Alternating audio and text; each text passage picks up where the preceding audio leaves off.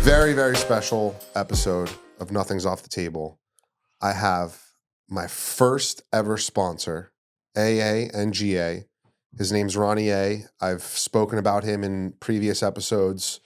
This man has single-handedly helped save my life. He's been instrumental in my recovery. He's been instrumental in me coming back to the rooms after my multiple in and outs. My family loves him. My family trusts him. I love him. I trust him.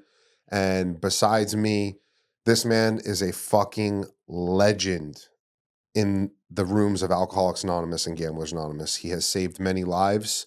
And more importantly, he's a man who practices all of the principles in all of his affairs. He is not wishy-washy. He does not live in the gray area. He is a man of integrity. And I'm very honored to have Ronnie A on the podcast today. What a legendary day it is today. What a legendary... In sunny Florida, oh my God, I am just absolutely jacked for this episode. Without further ado, Ronnie A, thank you so much for coming on, brother. Louis R., it's my pleasure. It's really nice to sit across you in this honor of a day here, actually, to tell you the truth. And I'm going to start by telling you that I'm extremely proud of you. Thank you. I'm really, really proud of you. I just spoke to your mom on the phone, and I know she's excited and about where you are at this particular time in your life, but I think you're right where God wants you to be. And, I've said it to you many times. You got a beautiful wife now, to be. You got a beautiful little baby there. That's unbelievable.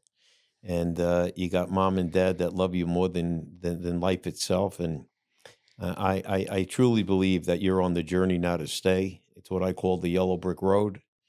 And I think as long as you do that and continue what you've been doing, I think you're going to just be exactly what I know you could be, which is unbelievable, which you are. Thank you. So congratulations to you, buddy. I'm Thanks, very Ronzo. proud of you. So a little bit about Ronnie A.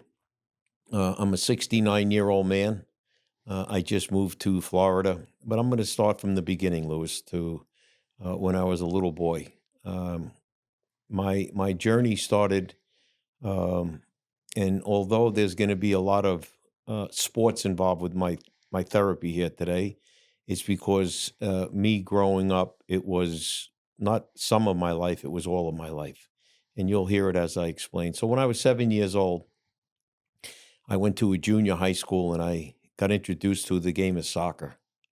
And I met two people, Joe Goldberg and Ian McDougall, and they asked me if I would like to play. I had never seen the game before. I didn't even know what the game was. They said, if you go home and get a pair of shoes and a pair of shorts, come back tomorrow and you can play the game of soccer.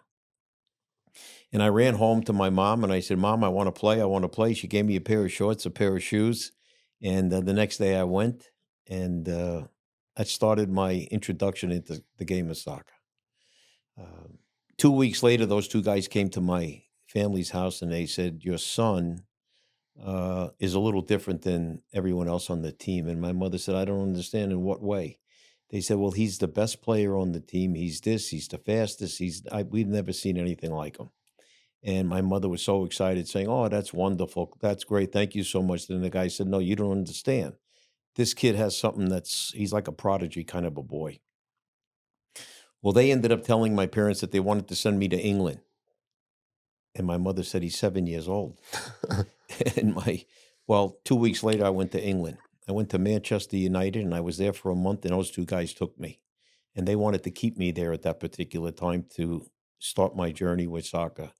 And obviously, my parents said, that's enough. He's coming back to New York, and I did. And from that time on, I became Ronnie the soccer player. I played in junior high school. I played in high school. I played in college, and then I turned pro. Played on the Olympic team. There's a whole story behind me with this, which I'll elaborate a little bit. But let's get into the addiction part of it all. I grew up with my father, who was an alcoholic and a compulsive gambler.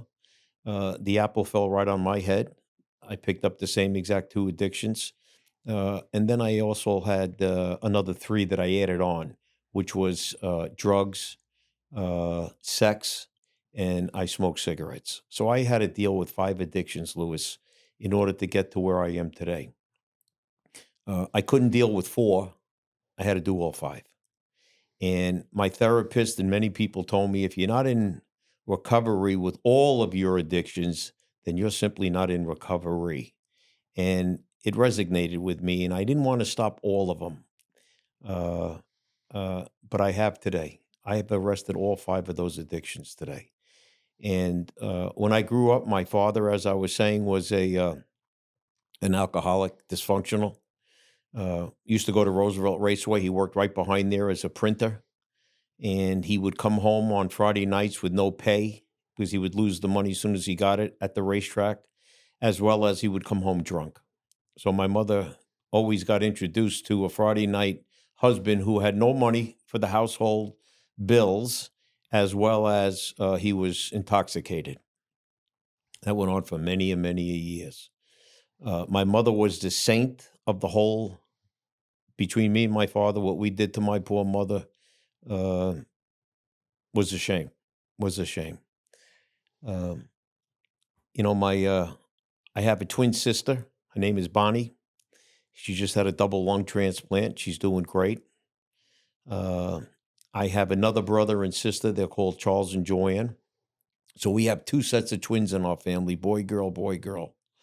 And as we grew up, my older brother Charles really became the father figure for me because I really didn't have a father figure because he was so dysfunctional.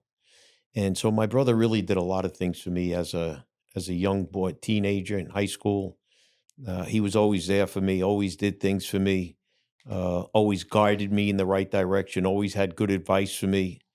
Um, Many a times I didn't even listen to him because I thought I was smarter than the average bear. And looking back at it, I wasn't. He used to always showed me a box of red marble cigarettes, and he used to say, "See what color these are? That's red. You don't see red. You don't see red." And I didn't, and I didn't. And that was one of the many little things that he used to do in order to help me. So what happened was, my father stopped drinking, and he became what they call a dry drunk. Never went to meetings, never worked the steps, never had a sponsor, just became more arrogant, but didn't drink. It's what they call a dry drunk in AA. It's also known as people who are known as a two-stepper. They work the first step knowing that they had a problem, then they want to go to the 12th step and tell everybody what to do. That's a 12-stepper when they don't work the other 10 steps that are in the program. So my father became a dysfunctional, sober alcoholic, uh, and it was very tough on me. Very tough on me, and it was extremely tough on my mom. So what happened was I went to high school. I started to play soccer. I was playing the whole time in junior high. I went to high school. We won the Long Island Championship every time I was there, the 3 years I was there.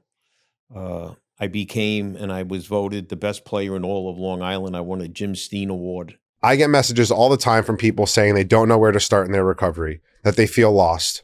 I've been there before. That's why I've teamed up with Banyan Treatment Centers. They help people find their light again.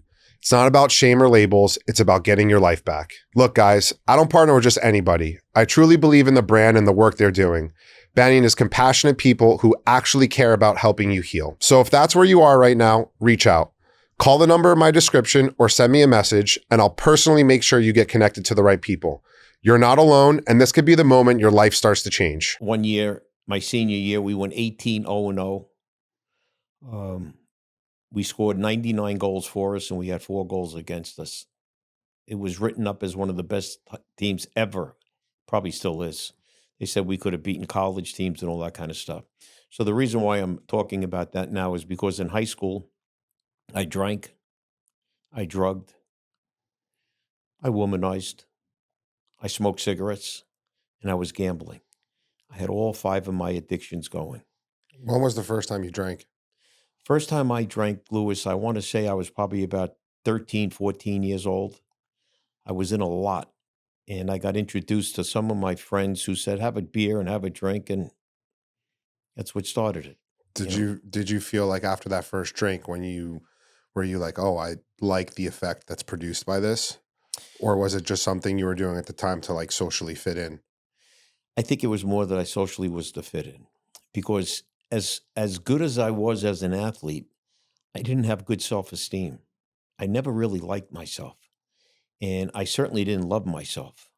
And because of that, I would drink to become somebody that I really wasn't in order to pretend that I was somebody. And it was a false image I was portraying. Um, it had a lot to do with an ego. It had a lot to do with no self-esteem. I never felt like I was liked as a kid. So I was always trying to yes people to death for people to like me. I always wanted to be loved. I always wanted to be liked. And I just didn't feel it when growing up that I was like that. I always felt I was on the spectrum as, this guy's a little this guy's that. I don't really like that guy. I always felt that way. I always had that inner feeling in myself that I just wasn't accepted. I wasn't accepted. So what did I do? I became this drunk, this guy that wanted to act out, to always try to be a big shot, to always try to be somebody who I wasn't. And that's what I did. That's what I did. I had a very difficult time looking at myself in the mirror. I never liked what I saw growing up. Unless I was on a soccer field, I really didn't like myself. And a soccer game only lasts for 90 minutes. And I only played 3 games a week. So the rest of the time, I was in trouble. I was in trouble. Um, and it got to the point where uh, I was drinking before games. I was drugging before games. I was doing everything. It didn't matter. It's what I did. It's what I did. And I did that through my whole high school as well as my college. Not as bad as in college, but I did do it in college. I never put down any of the addictions I had. Um, so the question I have to ask myself, and I'll never know the answer, Lewis, is how good could I really have been? How good could I really have been? I ended up being the number one pick in the country in 1978 to turn pro. And I went and got drafted by the New York Cosmos, which was Pelé and Canalia and Carlos Alberto and Bogey and Werner Roth and all these great, great World Cup players that I was playing with. And here I am trying to think to myself, what the hell am I doing on the field with these guys? And it was very humbling. It was very surreal. Uh, but that started my pro life. And I played pro ball for 10 years, and I did all my addictions the whole entire time. I never played being sober, being not gambling, acting out. I always had my addictions going, always. What were you what were you gambling on during this time? So I gambled a lot on, I had a bookie. His name was Aaron from Long Beach. My nickname was Rizzo. Hey, Rizzo, how you doing? Hey, Rizzo. And I ended up, I bet football. I bet basketball. I went to a game one day at Chase Stadium, Lewis, and I bet, I don't know if you guys are going to understand this, but it was if and reverse bets. I bet a $1,000 if and reverse bet with Dwight Gooden and 3 other teams. So if each team that wins with Dwight Gooden, it's $1,000 if and reverse, you win $4,000. Well, it just so happens that I won every game that day. And I came back to my house in Oceanside, so I won $16,000 that day, which back in those days was like, wow, that's a lot of money, boy. Yeah. And even though it was never enough as a compulsive gambler, I'll tell you why it was never enough. I actually went home that night to my house and I called my bookie up and I said, "Are there any games on the West Coast?" He said, "No, no games." He says, "But the Yankee game is on TV." I said, "But it started already." He said, "Yeah, but you can bet balls and strikes." I said, "Balls and strikes, how do you do that?" "Well, every pitch before they pitch, tell me if it's a ball or a strike, you pick it. A strike, you got to lay 3-1, which means a foul ball, a base hit, a home run, a call strike, whatever a strike is, you got to lay 3-1. You bet 100, and you say a strike and it's a ball, you just lost $300. Well, with one batter, I lost $3,000 Hmm. with one batter. And that's when I told him, I said, that's enough of this. I don't like this too much. I don't like this guy. I don't like this one. So I lost. But that's how insidious and baffling and cunning this disease can get to you. And that's where it had me. I would bet on anything. As long as I had the action, as long as I had my blood pressure going, as long as I was in the throes of it, I was in. I was in. And it was never enough. Just perfect example. I won 16, but I had to go back. I had to go back that night and try to win more. And that's what I was. I was. There's an expression in the Gamblers Anonymous: if you win all the money on earth, you'd go to the moon to win the rest. And that's the school I came from. And I did that with drugs. I did it with everything. I didn't have an on-off switch. You had said it before, there's no gray areas about my recovery today because I don't participate in any of it anymore. Zero. I can't, and I don't want to. I could if I wanted to, but I have a good life today. I have a good life today, Louis. I have a beautiful wife, Amanda. She's home right now. She knows I'm doing the podcast with you today. She said to say hello to you, by the way.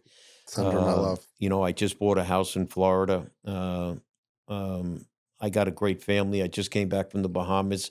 I got two beautiful daughters that I just took away and I had fun with, and I can afford to do these things today. You know, and this last week that I just got back yesterday from 7 days, but it was like it was family, which is so very very important to me. And my kids had a great time, and my wife had a great time, so therefore I had a great time. And I still have a good business.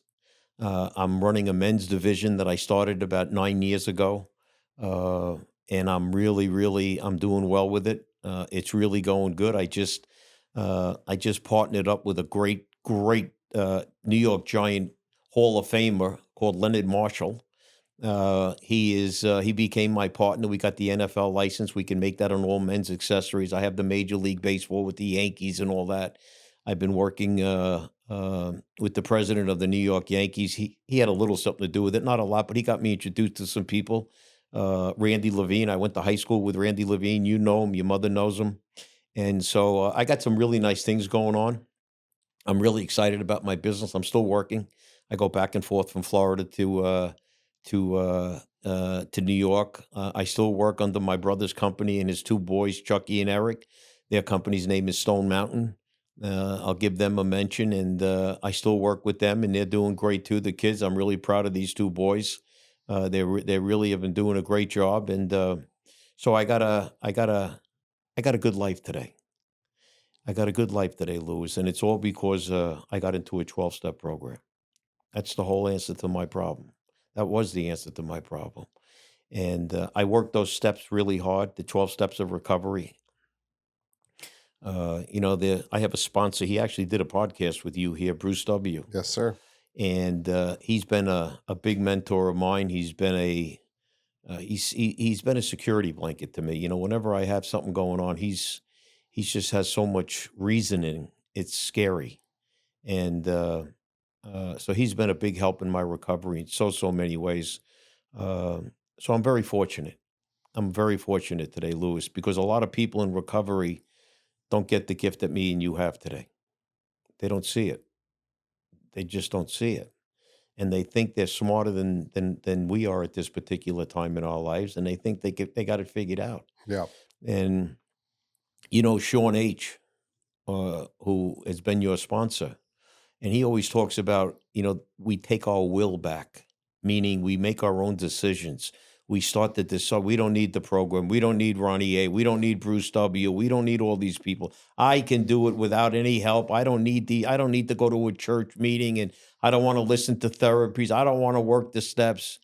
And when you start thinking like that, you better run for the hills. Yeah. You better run for the hills. Ronzo, take us back to your time on the Cosmos. I'm really I would love to hear about, obviously it was a very special time in your life. You're playing for the Cosmos, you're playing on the Olympic team, but you had mentioned that you were still drinking, drugging, gambling. What was that time period like? How did you juggle both of those things? One thing so positive and the other thing just slowly eating away at your life. Lewis, because I took the same self-esteem that I had a lack of from high school to college to the pros as well. And so I ended up drinking a lot. Um, I probably got involved with the wrong people because there was some really, really good laced professional people in the cosmos, and then there was the guys that wanted to party and have fun and meet the girls. And so what did I do? I got right involved with that scene. That's what I did. That was an easy one for me. And looking back at it, it was a very poor decision on my behalf. Very poor decision. Uh, Pelé one day, they were trying to Americanize the game and have American citizens on. You had to have 3 Americans at all times on the field. So I was a token because I was an American citizen. So they had to have me on the team, and as well as other American players. So I just I didn't take advantage of the gift God gave me. I didn't. And I look back at it now, but there's nothing I can do anymore because I could have been a much better player. When you become a really good athlete, if you look at all the greats, and I'm talking the GOATs, not only are they good on the field, but they're good off the field. And the ones who aren't good off the field, they never become a GOAT, ever. And I was certainly never going to be on a Wheatie box. Not me, because I was always the guy in trouble. I was always in the fast lane. I was always doing the drugs. And I used to come to games sometimes drunk the next day. What kind of drugs were you doing back then? I was addicted to Valium. Wow. Valium was a big addiction of mine because when I was like 14 years old, Lewis, I had my first anxiety attack. And I was watching a TV show called Kojak with Telly Savalas. And I stood up and my heart started to pound out of my chest and I couldn't stop it. I took a shower. I tried to do this. I couldn't stop my heart from racing. And I went and told my mother about it. And I was 14 years old. That night, I slept between my mother and father downstairs in their bedroom. And the next day, my mother gave me a 5 milligram Valium that she had because she had emphysema. And that Valium, 20 minutes later, I felt great. Mm. Felt great.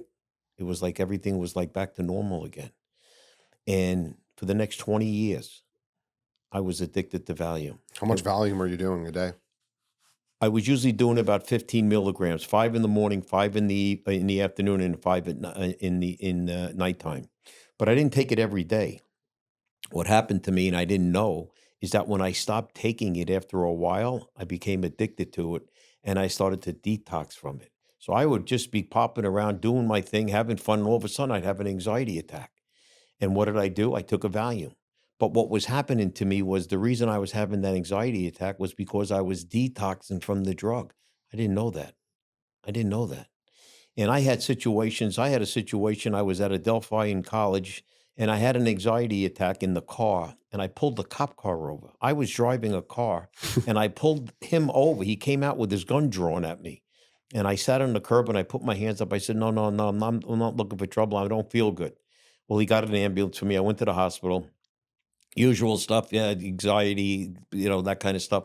But I grew up with anxiety and depression for most of my teenage years.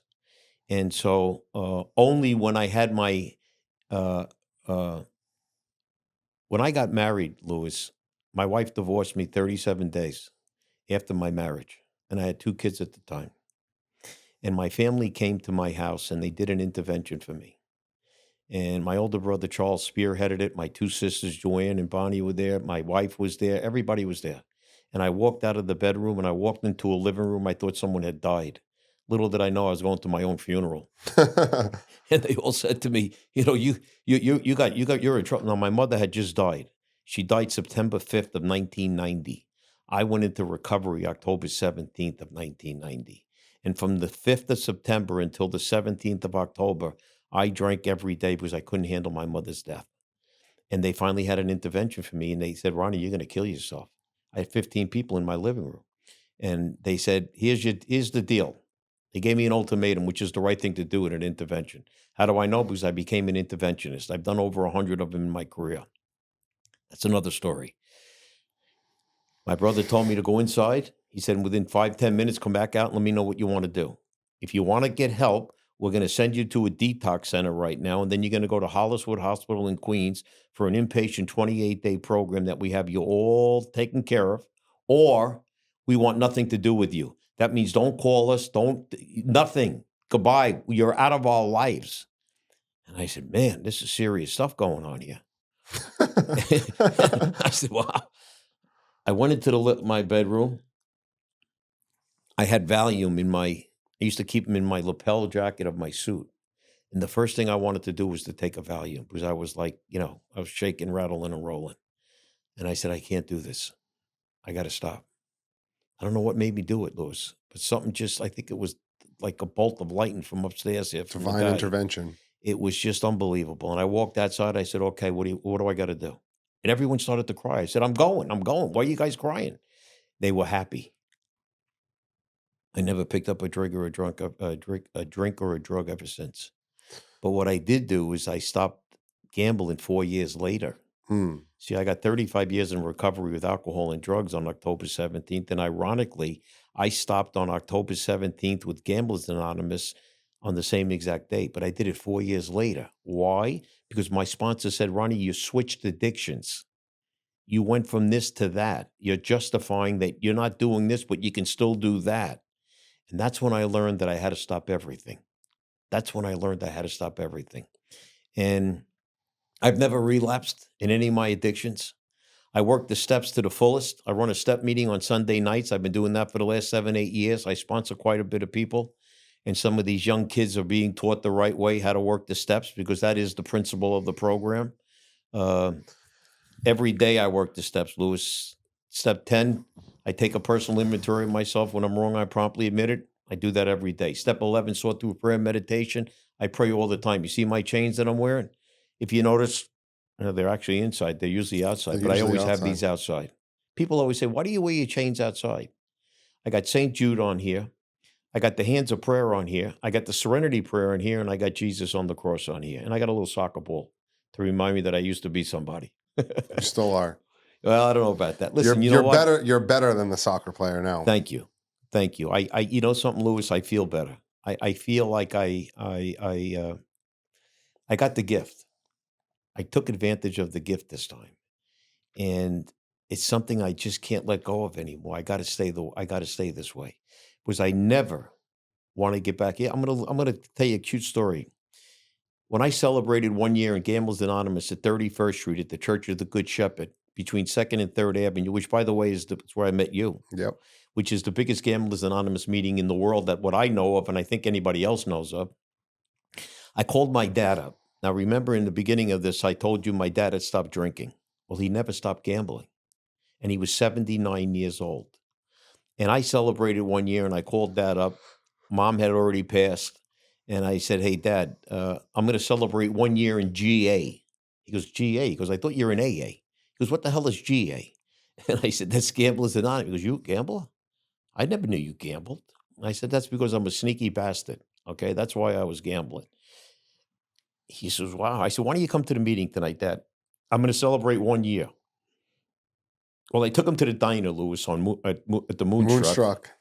You know my stories with that place. I've taken many people to that diner. Yep, including me. And I took him there, and I said, Dad, you're going to go downstairs at 7:15. I'm going to sit at a little dais, and you're going to see a lot of people are going to give me some nice accolades, because for the last 1 year, I've abstained from gambling.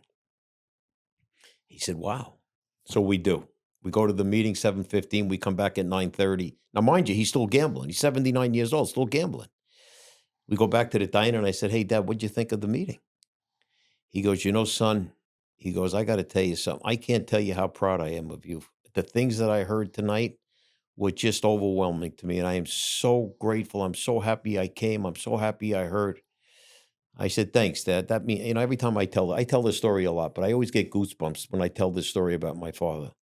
Because what happened was, I asked him that day, why don't you do it with me, Dad? Why don't, when we go to Wellwood and we go see Mom at the grave and we stand on top, why don't we let her know that we're both in recovery? How happy would she? She didn't sign up for me and him. I mean, we gave her a ride for the money boy. And he looked at me and he paused, Lewis, and he said to me, "What do I got to do?" I said, "Well, you got to go to meetings. You make the coffee for people. You drive your." My brother bought him a white Eldorado Baritz, beautiful car. I said, "You take your little Eldorado Baritz. You go back and forth to the meetings, and you'll have fun. You'll have something to do, for Christ's sakes." Well, my dad died at 89, 10 years later, and he had 10 years of abstinence in Gamblers Anonymous. It's amazing. One day he called me and he said, I got like $2,000 in the bank. I said, "Really? 2,000?" I mean, he never had that money in his Yeah. whole entire life because he always gambled it away. That's what gambling does to you. And I said, "That is wonderful, Dad. I'm so proud." And the great thing about that story, Lewis, is that he kept his word, because we both gave each other our word that day at the diner that I was going to stay on the yellow brick road and he was going to do the same. And I'm still on it. And I don't think I'm ever going to come off it, Lewis. Matter of fact, I know I'm not, because I don't have the guts, the gall, the audacity to go sit on top of that grave and tell my father I didn't live up to my word. Mm. Because the only thing a man ever has in life, as far as I'm concerned, is his word. And I gave him my word as he did to me, and he kept his word. And God damn it, I'm going to keep my word too. So I got a lot of things to be grateful for today. I'm healthy. My kids are good. I'm in recovery. I work the steps. I make meetings. I have a sponsor, Bruce W. I give back. I help people. My business is good. I'm having fun, Lewis. I'm having fun. And what else you want to know about Ronnie A? I want to talk about something very important to me. So I met Ronnie November of 2016. I had just gotten off probation for a case for the purse theft, and I met you in GA, and I was a nut. I think I got up at the GA meeting and I said to everyone, if I just don't lose, I don't have to come back here anymore. And listen, I was young. I was 20 years old. I thought that I had a money problem. I thought if I just made more money, I can gamble, or if I just won, I could gamble. Right? I didn't understand what was going on, but during that next month, I was snorting 900 milligrams of OxyContin a day. I was stealing my mother's jewelry from the safe, and a day came where I walked into my parents' apartment, and I walk into my living room, and like your intervention, I had an intervention. And I walk into my living room, and there's Ronnie A, my mother and my father. And you sat me down. You said, "All right, look, kid, you got to get honest with us right now. We know the jewelry's missing. We know you took it. Here's your two options. Option A, you get honest. Your parents will still support you financially, emotionally, spiritually, and you're going to go to rehab tomorrow. Or option B, you can pack your bags and you can get the fuck out." And I said, "Okay." I went to my room. I made sure that my drugs were still in my bag, that my dad didn't go through my bag and take my drugs. And I said, "Okay, that's it. I'm leaving." And I handed my car keys to my dad and I left. And I came back 3 days later, you know, crying and screaming. I went to rehab. But um, what I think is most important for people to understand is that somebody like you, at that time, you had fucking what, 30, 28 years, 27 years of sobriety. You took time out of your day, and you had taken time out of a lot of your days up in that point, talking with my parents, advising my parents on what to do, and trying to help me. You took time out of your day to come to my apartment and try and help me. And I think that a lot of people think you get sober, you go into these rooms, and oftentimes, if you do the right thing and you work the steps and you listen, your life gets very good. And some people it gets very good over time. Some people, for me specifically, it gets good very quick. And that's also dangerous too, because like they say in GA, I wish you a very slow recovery. But for me, it's always been, if I'm doing well and I'm doing the right thing, life gets really amazing really fast. And if I'm doing the wrong thing, my life gets really bad really fast. I'm not the kind of alcoholic or drug addict where I can drink and use for 4 or 5 years before my life falls apart. I'm the kind of alcoholic and gambler and drug addict where if I'm drinking, using, gambling, my life falls apart in like 4 weeks. Um, There's no delaying. It's like it's either in or we're out, you know? People, why do you help so many people? Why at this stage of the game, at your age, at 35 years in recovery, why do you still help people? Why do you take so much time out of your life away from your wife, kids? You got this thing. You got this thing. Why help other people? You know what step 12 is? Yes. It's about giving back. So if you work the steps the way I work the steps, you got to work all those steps. And step 12 is really the gift of the gifts, because after you work the first 11 steps, you get that opportunity to go give back to somebody else. When I first came into this program at that diner at Moonstruck, it was a guy by the name of Michael C., who you don't know. You don't want to know. Still out there gambling. And Bruce W., who met me for the first time. Bruce W. didn't know who the hell I was from Schniola. And this guy was sitting at that diner there trying to help my ass. He had no idea who he was talking to. He didn't know my last name. He didn't know nothing about Ronnie A. And I said to myself, why does somebody like that do that? And as I learned in the program, as you go on and on and on, the gift of giving is what the guy upstairs wants us to do. And when you give, you always get more than you give. And I don't give to get. I give because my heart's into it and I love helping people. You don't realize how much joy I have today at this podcast that you're doing with me today. The fact that I got you sober. I got you a beautiful wife. I got you a kid, all because of your recovery. If I didn't stay on the course with you, you wouldn't have had those things today. You wouldn't even have had your mother and father right now. So I treat a human as a human. You got the same blood. You got the same eyes. You got a heart. You got the same everything. I'm no better and I ain't no different than you, Louis.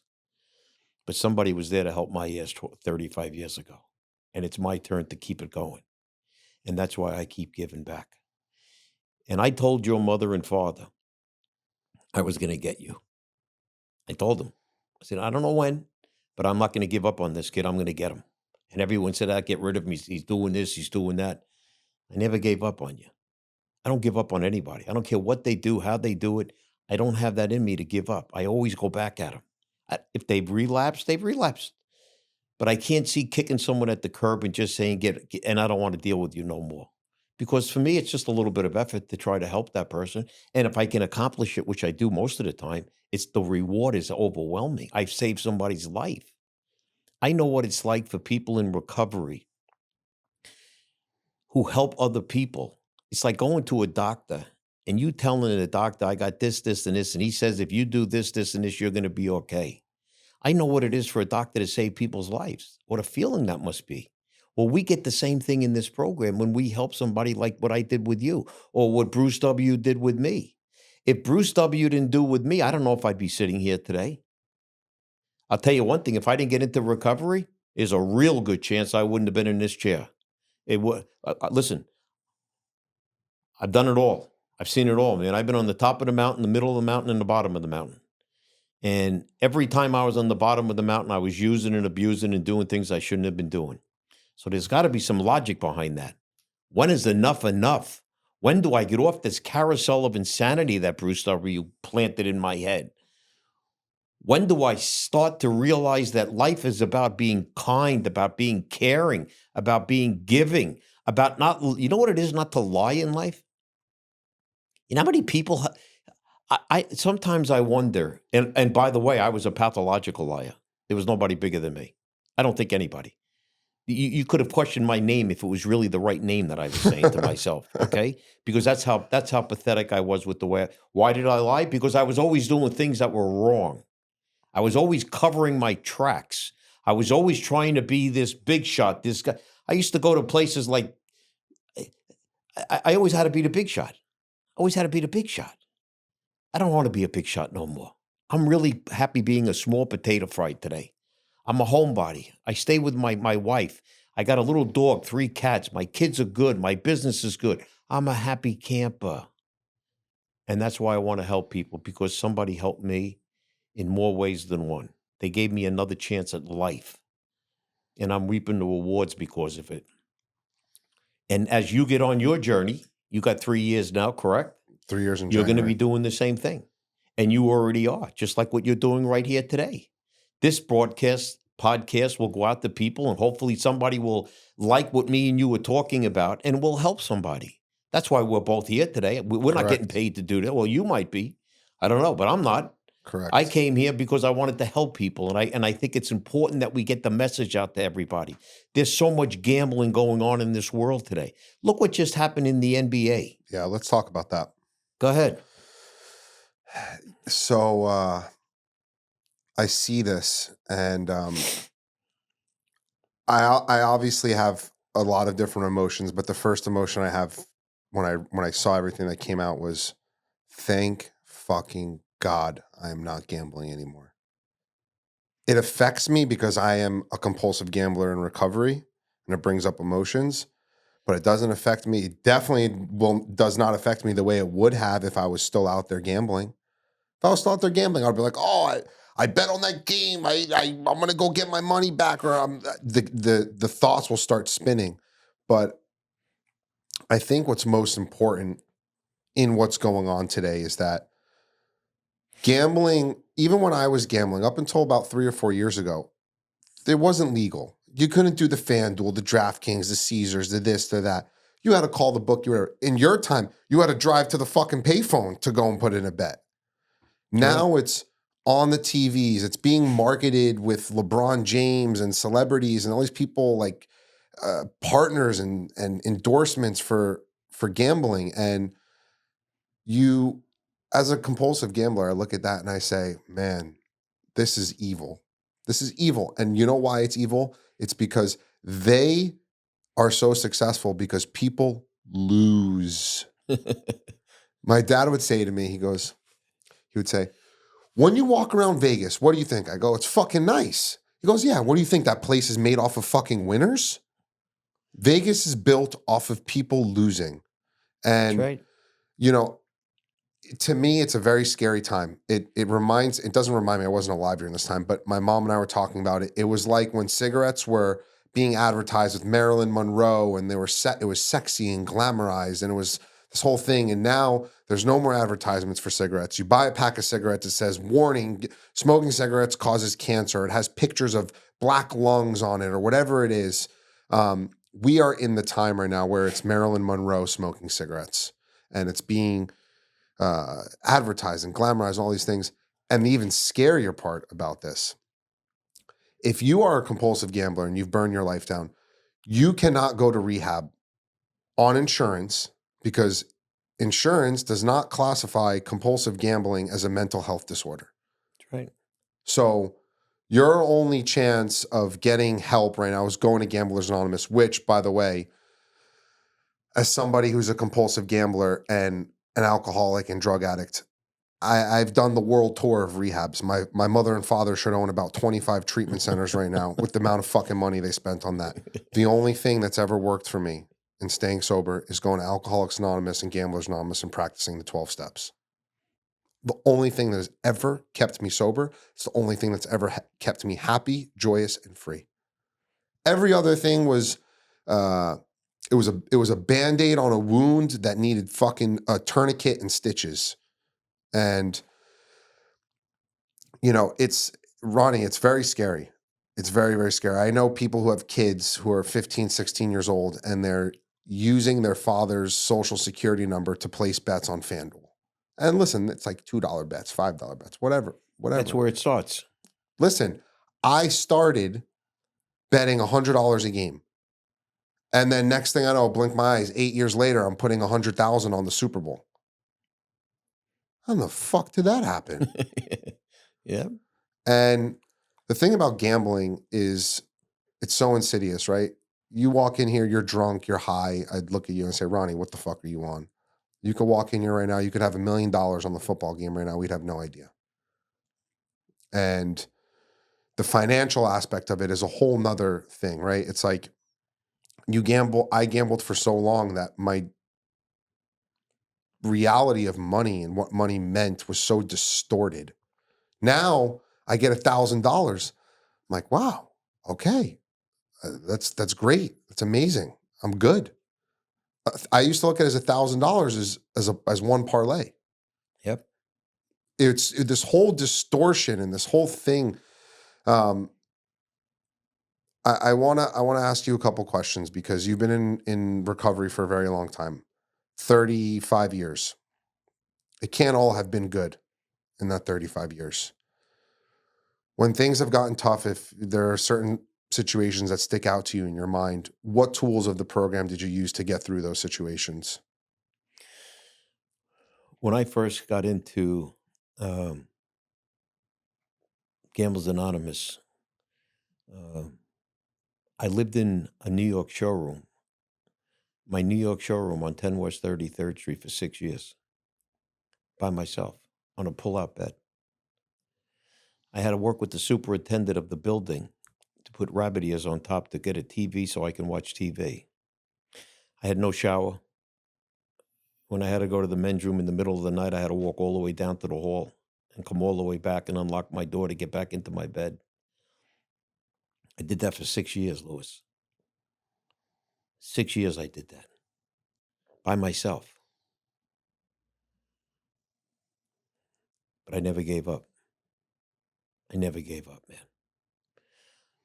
And it was on the 7th floor we were on. 4th floor, 7th floor. I was never suicidal, but I was depressed, boy. I was depressed, man. I had no money. I was making $45,000 a year at the time. I had nowhere to live. That's why I had to live in the showroom. My wife left me with my 2 kids. So when you say, was it all fun and roses? I had to dig in. I had to dig in, man. But I kept saying to myself, failure is just not an option, man. It's just not an option anymore. I can't do it. I had to know that I could do this for my children because otherwise they wouldn't have had a father figure. And I grew up for the next 20 years with somebody else taking care of my 2 kids because my wife, my ex-wife then remarried. I didn't even know who the guy was. His name is Mason, and he's taking care of my 2 kids. What's wrong with that picture? I'm the biological father. I'm living in a showroom. I'm calling my kids up, and this guy's answering the phone, sitting at the dinner table with them, taking them to school, doing their homework, and I'm over here in a pull-out bed. Anticipate the consequences of your actions. I didn't do that. He wasn't a bad guy. I didn't like him because I couldn't justify in my head, how is he taking care of my kids? I don't even know who the man is. But as I looked and I grew and I understood more about recovery, I did it to myself. I did it, nobody else. I caused the problem. I was the problem. I am the problem. So I had to resolve the problem. And like you said something before that really just planted in my head. The only thing that really helped you was the program. Same way with me. After the rehabs, all the rehabs that you went to and that I went to, they just prepare you to go out to go to a 12-step program. That's the answer to the problem. Correct. That's the answer.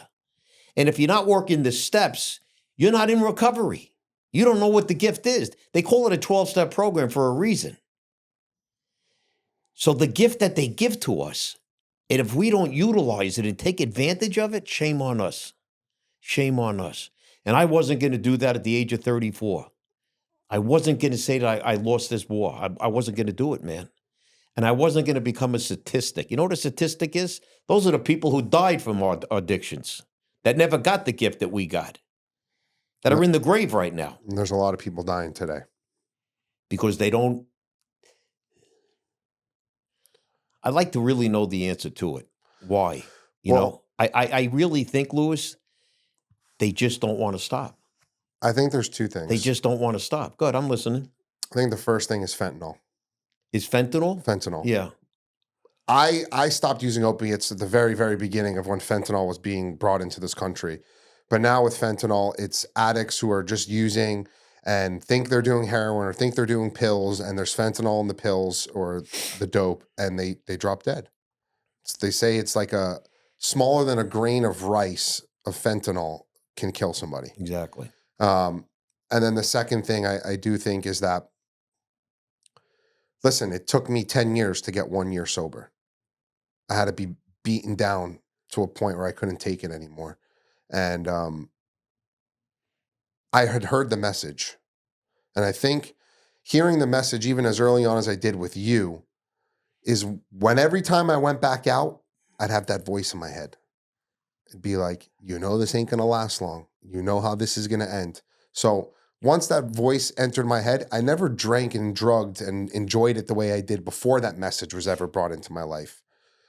But, and I don't say this to scare anybody, the work we do in those rooms, it ain't easy. It's harder than, I'd rather go work in a fucking manual labor job 70 hours a week in the sun at 95 degrees than take a look at myself and my actions and how I've harmed others. But once you do that, I think the feeling you get once you do that work is just, it's better than any drug or winning any bet you could ever win in your life. Lewis, when I learned in life, when you love something, you'll enjoy doing it. Yeah. And I don't dislike going to meetings. I actually love going to Me meetings. too.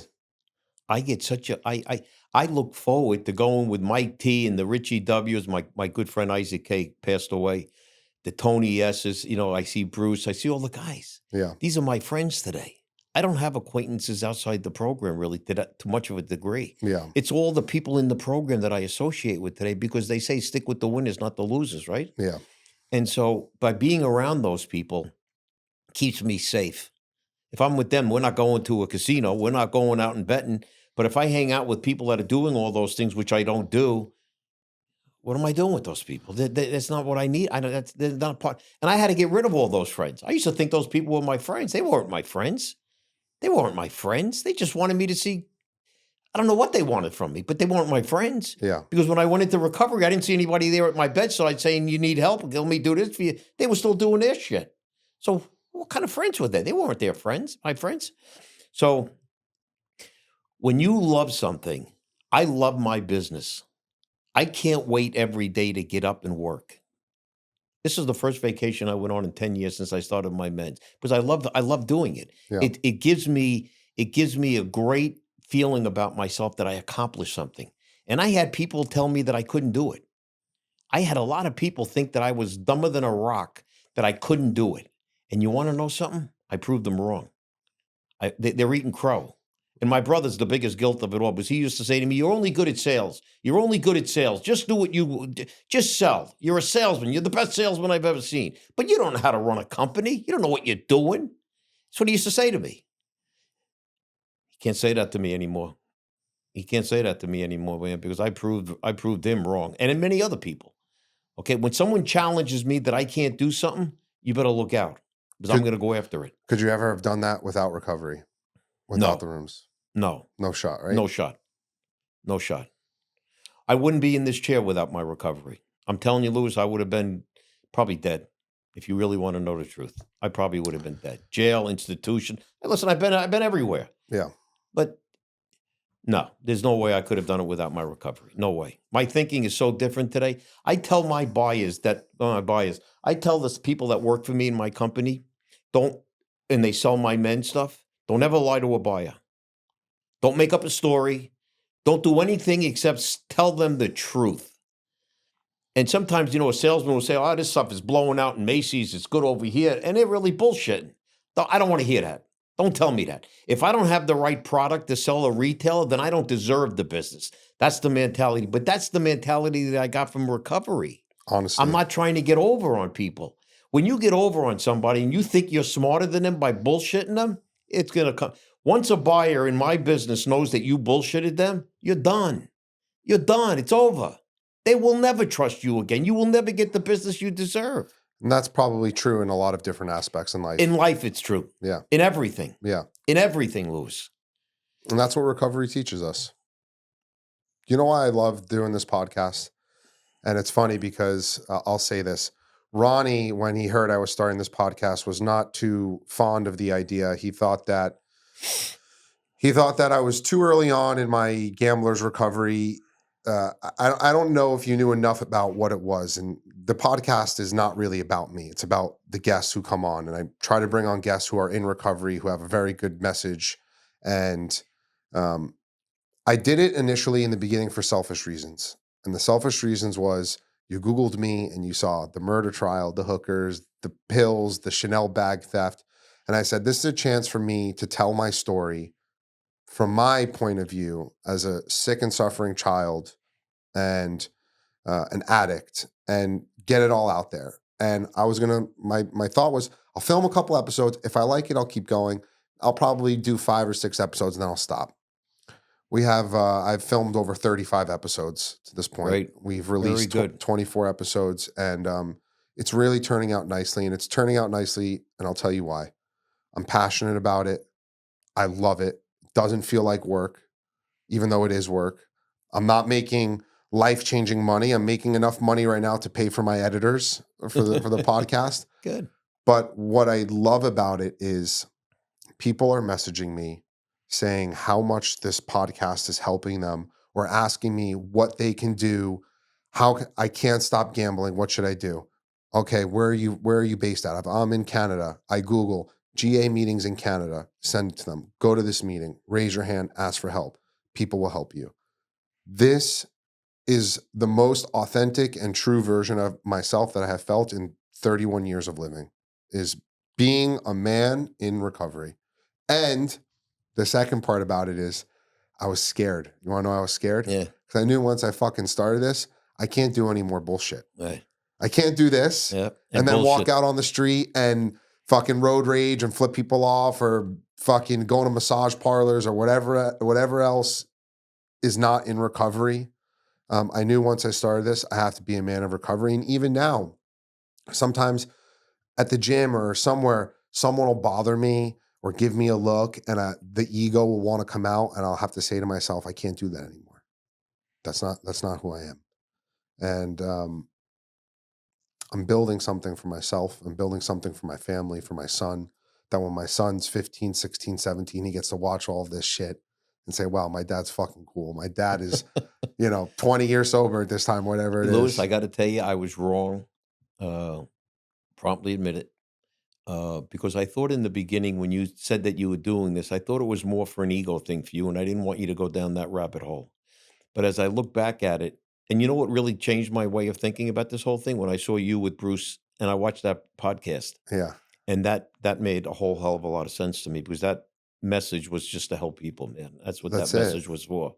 That's it. So when I saw that, it changed my way of thinking about this with you. And I got to tell you, I take my hat off to you. I think this is a great thing that you're doing.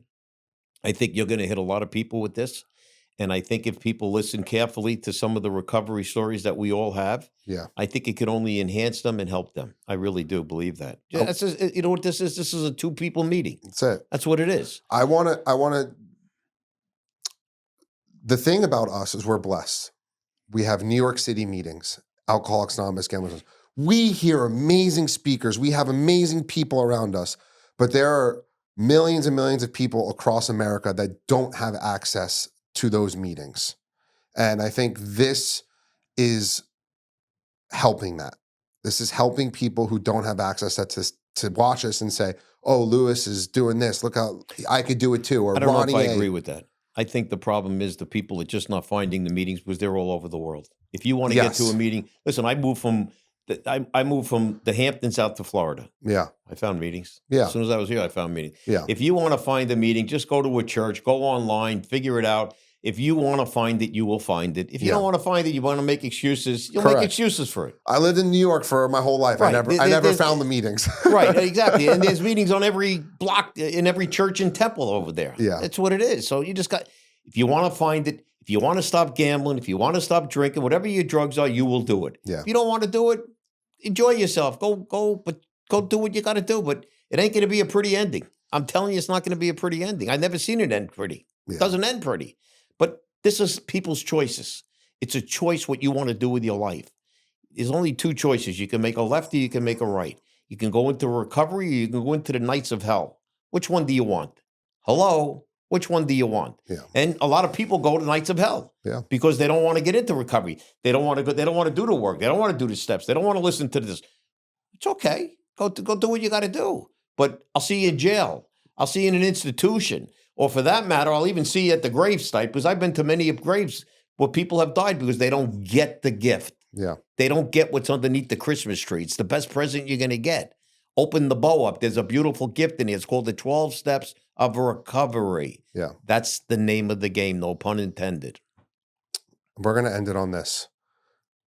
One piece of advice for someone out there who's watching, who's still sick and suffering. Go to meetings. It's hard for me to give one. I got to give two. And I believe in finding a higher power. Yeah. I believe in finding a higher power. That really helped me a lot. But just like we were talking about, Louis, if we didn't go to meetings, that's the thing that helped me and you. That's what helps all of us. Yeah. After you go to the rehabs and you do this, I'll end on this note. I was doing at Seafield in the Hamptons, West Hampton. It's a rehab. I was speaking there once a month for 15 years. Every 28 days to turnover, I would go. The guy who owns the place is in recovery. He's got 40-something years. I became asshole friends with the guy. Great guy. Great guy. And in the beginning of the meeting, now you got to picture this. I'm in a room, and I've had people come there with me. Mike T has come. Richie W has come. I've had people come. I think Bruce W came one time with me. I've had people come with me to see what I was doing because it was fascinating to me. It was fascinating to me. And here I am sitting with 100 people, men and ladies, co-ed. The whole entire facility is sitting in front of me, and it's me against them talking. And I got an hour to do my dog and pony show. And in the beginning, I would ask Louis all the time, how many people here have been in 1 to 3 rehabs? Raise your hand. Well, 95% of the 100 people would raise their hand. I said, how many people from 3 to 5 times have you been in a rehab? Raise your hand. It goes down to 85. I had people in there 20, like you. You know, I had somebody 26, 30 times. Like, what the hell? Like, why? And then I would ask the same question over and over again. How many people, when they left the facility, stopped or never went to a meeting? Do you know the same 95% of the people raised their hand? Of course. So what does that tell me? The answer to the problem is going to a meeting. You just can't get 28 days or 60 days and then expect to go out into the world and not have the program help you. You got to be reinforced at least on a weekly basis that you are. Why do you think we say we are a compulsive gambler when we first give a therapy? It's to remind us that that's who we are. And then when you don't go, you don't think you got that problem anymore. That thought is not in your head no more. The thought is, oh, I can do this. I can get that. I can gamble on this. You can't do that. Not when you're compulsive like we are. Now, there are people that can go to a casino, bet a couple of $100 and enjoy. There are people that go have a couple of drinks and enjoy. That's not how we're wired. We have the gene. We have it, man. And you got to go to meetings is the number one thing I would say. All right, guys. Ronnie A, love you, bro. I'm so grateful that you came on here today. And it's my honor. And I thank you and I congratulate you for what you've been doing and what you're doing. And I want you to continue what you're doing because you got a beautiful life ahead of you and you're going to be great as you already are. Thank you, Ronzo. Love you. Love you too.